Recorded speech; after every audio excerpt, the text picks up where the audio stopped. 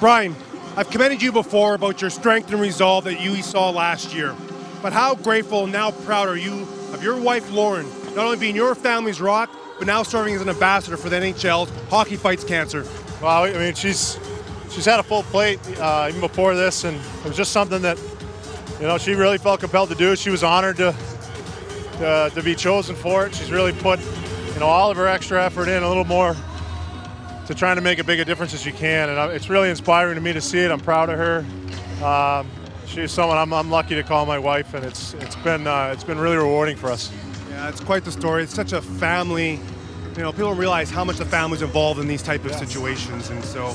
But getting back to hockey, unfortunately, in this time right now. But look, you missed last 5 games because of injury. Yeah.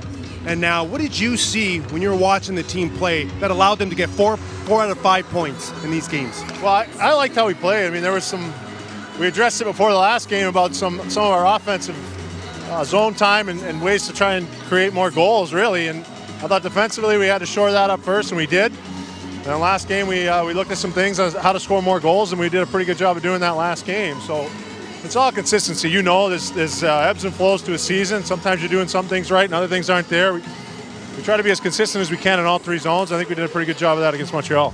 Now lastly, you have a very angry New York Islanders team. They've given up 15 goals in the last 3 games. Just got shut out 5-0 against the Rangers.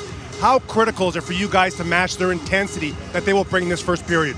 Well, we can get into that, or we can just look at our own game where we're at as almost the quarter mark of the season and say, hey, we're not really where we want to be either. There's plenty of motivation, I'm sure, on both sides. At the end of the day, it's an NHL game against a division rival. We're going to expect their best. We need to bring ours. Exactly. Well spoken, Brian.